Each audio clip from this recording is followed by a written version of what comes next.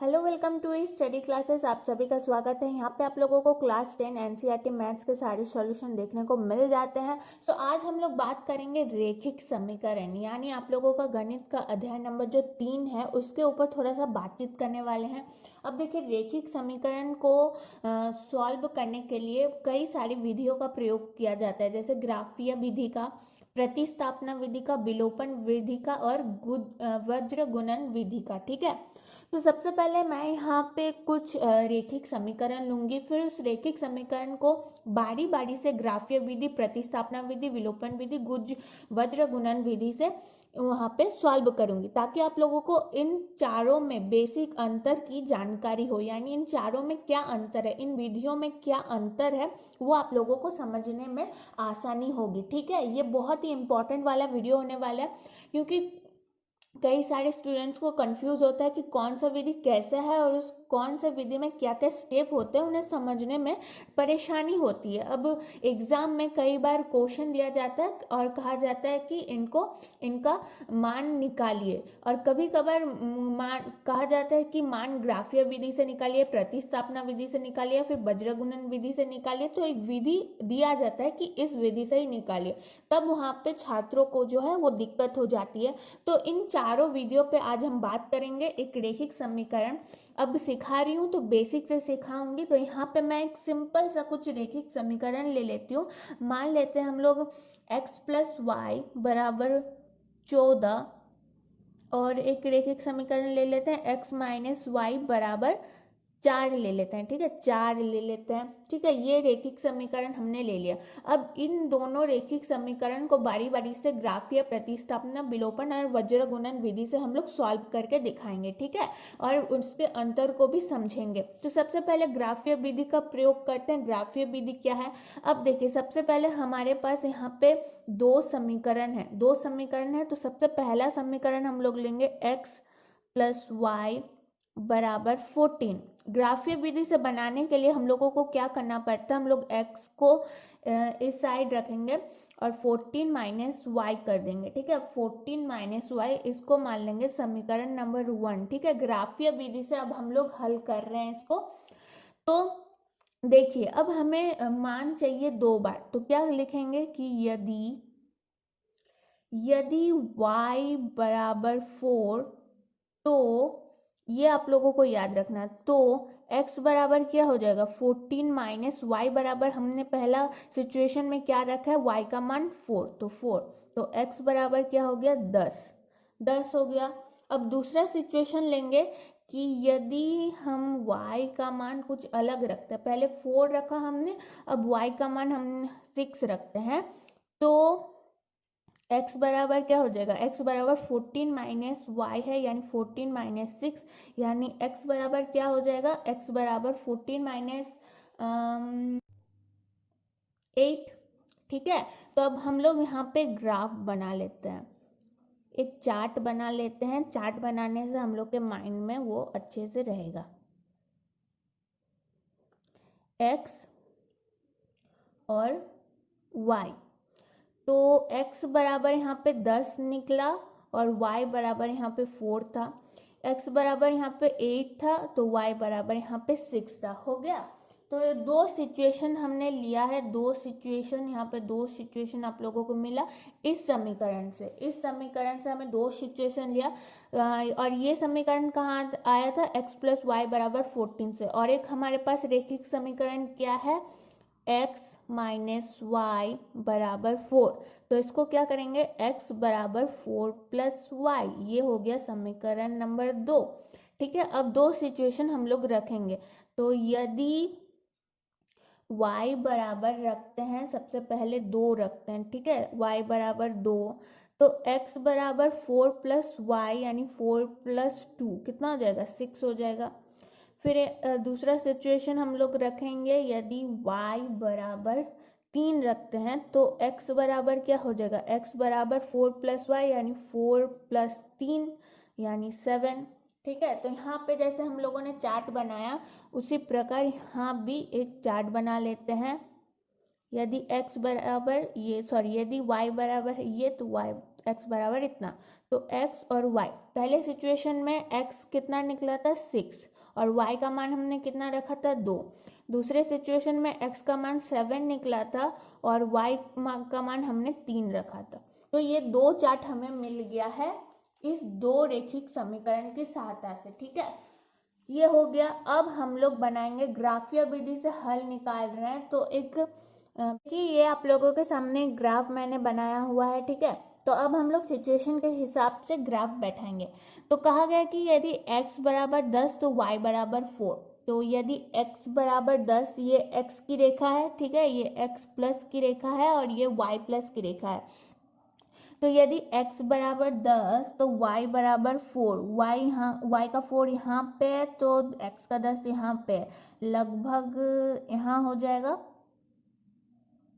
एक बिंदु हो गया यहाँ से। और फिर x बराबर 8 तो y बराबर 6, यदि x बराबर 8 तो y बराबर 6 का बिंदु यहाँ पे हो जाएगा, यहाँ पे हो गया 6 यहाँ पे। तब अब इसको हम लोग क्या करेंगे, मिला देंगे, मिला दिए। अब दूसरे रेखिक समीकरण से जो चार्ट मिला था उसमें देखेंगे, यदि x बराबर 6 तो y बराबर 2, यदि x बराबर 6 तो y बराबर 2, यदि x बराबर 7 तो y बराबर 3, लगभग यहाँ। तो अब इसको हम लोग क्या करेंगे, मिला देंगे। तो अब क्या करेंगे, इस रेखा को हम लोग विभाजित करेंगे एक दूसरे से, तो मिला देंगे इसको लगभग ऐसे, आगे मिला दिए। तो देखिए जहाँ पे ये प्रतिच्छेद किया है, यहाँ पे प्रतिच्छेद किया है ना, इस रेखा को मतलब इस बिंदु को अब हम लोग x से मिला दिए और यहाँ हम लोग y से भी मिला देंगे इसको, ठीक है। तो x पे कहाँ पे मिला, x पे मिला है 9 में और y में कहाँ पे मिला है 5 में। तो इसका आंसर हमें मिल गया है, वो भी कैसे मिला है, ग्राफीय विधि से।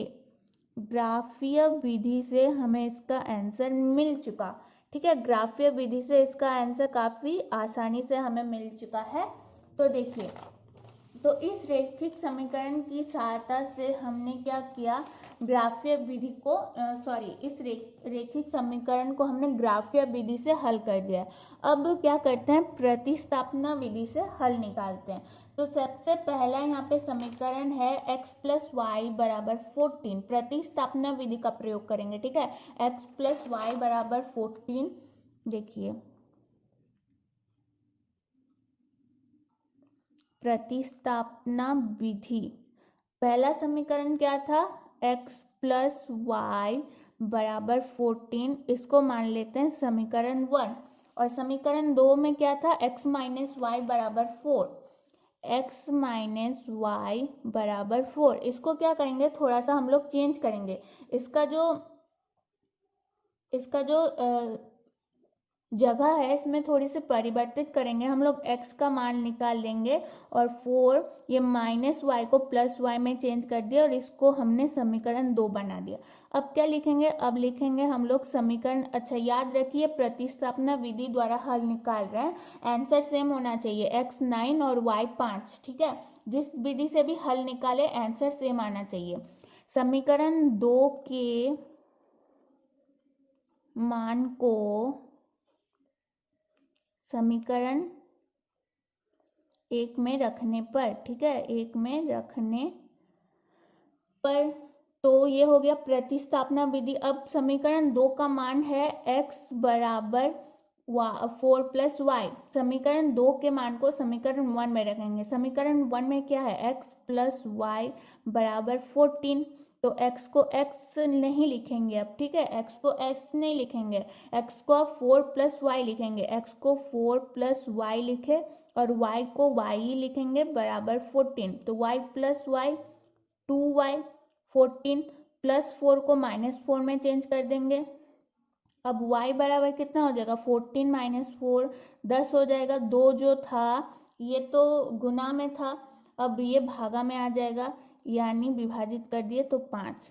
तो y बराबर 5 निकल गया। ठीक है, अब ग्राफीय विधि से हल किया था तब भी y बराबर 5 निकला था। अब प्रतिस्थापना विधि से x कैसे निकालेंगे?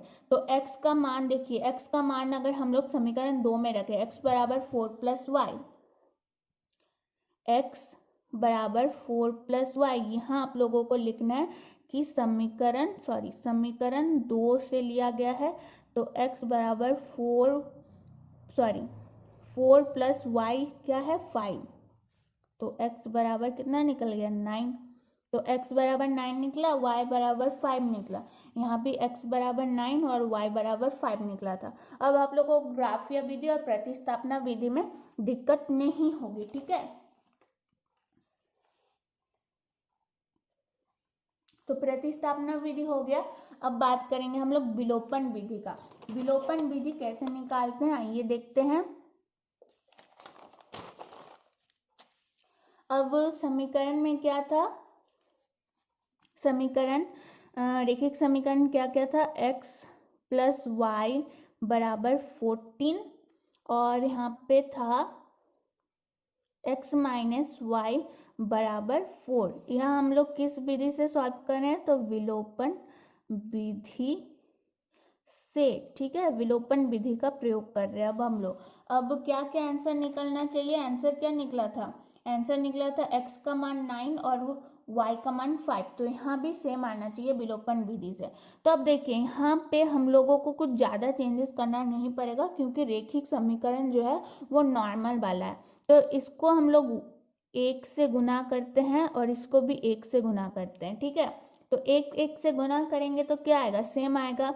1 को x से गुना करेंगे तो x आएगा, फिर y को 1 से गुना करेंगे तो y, 14 को 1 से गुना करेंगे तो 14।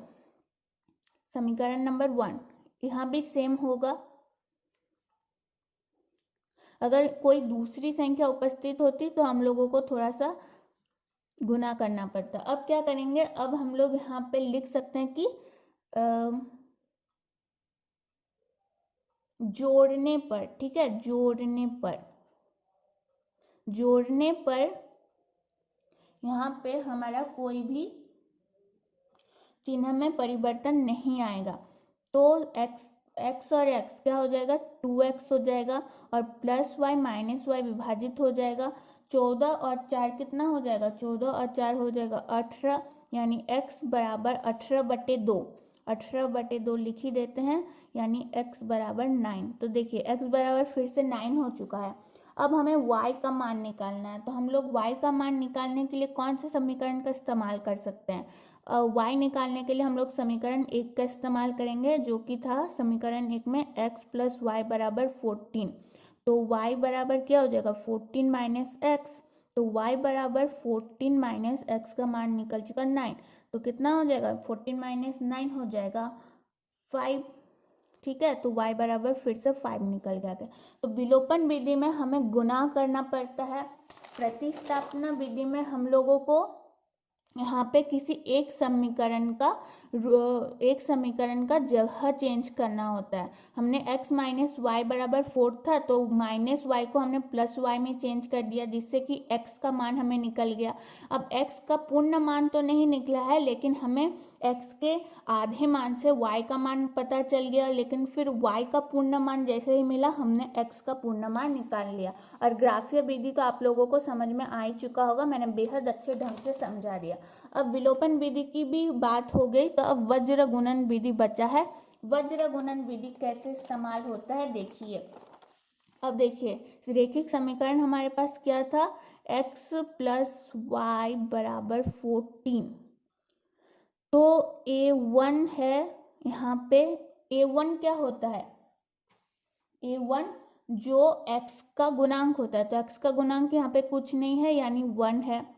b1 क्या होता है, y का गुणांक होता है b1 यानी 1 मिनट, यहाँ पे तो हमें चेंज करना पड़ेगा।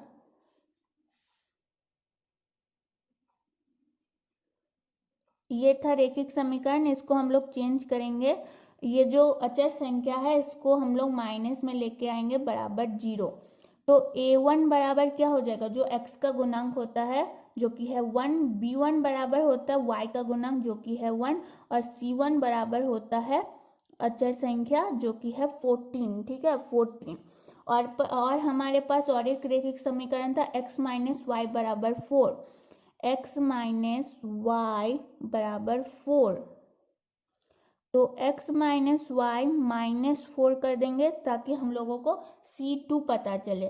तो A2 होगा x का गुणांक जो कि है 1, B2 होगा y का गुणांक जो कि है -1 होगा, और C2 होगा -4, ठीक है -4।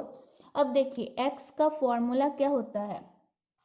x का फॉर्मूला आप लोगों के किताब में भी दिया होगा, नहीं दिया हुआ है तो समझ लीजिए। x का गुणांक होता है x का फॉर्मूला होता है b1 into C2 minus b2 into C1 बट्टे a1 into B2 minus a2 into B1। तो B1 क्या है, B1 है 1, C2 क्या है, C2 है -4, तो इसको -4 को ब्रैकेट में डालते हैं, माइनस है माइनस दिए, B2 into C1, B2 into C1 -14 बटे A1 into B2, A1 into B2 यानी 1 इंटू -1, माइनस है माइनस दिए, A2 into B1, A2 into B1 यानी 1 इंटू 1। अब 1 को -4 के साथ गुना करेंगे, यहाँ पे कितना था, C2 था ना, C2 था, C2 क्या है -4 है, तो 1 को -4 के साथ अगर गुना करेंगे तो -4। अब -1 को -14 के साथ अगर गुना किया जाए तो माइनस माइनस प्लस हो जाएगा और +14 हो जाएगा। +14 को माइनस के साथ गुना करेंगे तो प्लस माइनस माइनस, फिर माइनस ही आना है। 1 को 1 के साथ गुना करेंगे तो क्या हो जाएगा, -1 हो जाएगा, और -1 इंटू 1 हो जाएगा 1। तो -4 इंटू -14 -18, और यहाँ पे हो जाएगा -2, माइनस माइनस कट, यहाँ पे हो गया 9। x का मान फिर से 9 निकला, बिल्कुल 9 निकला। अब y बराबर देखिए क्या होता है, y बराबर सूत्र होता है, सूत्र आप लोगों को याद रखना चाहिए, C1 into A2 minus C2 into A1, ठीक है, और फिर होता है A1 into B2 minus A2 into B1। अब देखिए एक नोटिस कीजिए, x का फॉर्मूला जो था वो हर में था A1 into B2 minus A2 into B1, यहाँ भी है A1 into B2 minus A2 into B1। तो यहाँ पे कितना आंसर निकला था, यहाँ पे आंसर निकला था -2 आंसर निकला था, तो हम लोग यहाँ पे डायरेक्ट -2 लिख सकते हैं, ठीक है। अब C1 कितना है, C1 है -14 इंटू A2 कितना है, A2 है यहाँ हमारे पास 1, माइनस C2 कितना है, C2 है -4 और A1 है 1। तो -14 इंटू 1 -14, अब -4 इंटू 1 कितना हो जाएगा, -4 होगा, फिर माइनस माइनस यहाँ पे हो जाएगा प्लस, तो +4 बटे -2, तो फिर -4 और 4 +4 कितना हो जाएगा, -10, प्लस माइनस माइनस होगा ना, 14 से 4 घटाएंगे तो -10 हो जाएगा, और -2, तो माइनस माइनस फिर से कट, और यहाँ पे 5, y बराबर निकल चुका 5, x बराबर 9, यहाँ भी x बराबर 9, y बराबर 5। विलोपन विधि से हमने यहाँ पे ग्राफीय विधि से भी हल निकाला था, तो x बराबर 9, y बराबर 5। प्रतिस्थापना विधि से हल निकाला तो y बराबर 5, x बराबर 9, सब में सेम निकला, यानी आंसर हमारा बिल्कुल सेम है। तो आप लोगों को बेसिक अंतर जानकारी हो चुकी होगी कि ग्राफीय विधि, प्रतिस्थापना विधि, विलोपन विधि, वज्रगुणन विधि किस तरह से बनाया जाता है, ठीक है। तो कहीं भी प्रॉब्लम होता है तो कमेंट बॉक्स में कमेंट करना। आज के लिए बस इतना ही, वीडियो अच्छी लगे तो लाइक करना, आई होप आप लोगों ने वीडियो पूरी देखी हो, कंप्लीट करके दोस्तों के साथ शेयर करना और चैनल को सब्सक्राइब करना ना भूलना।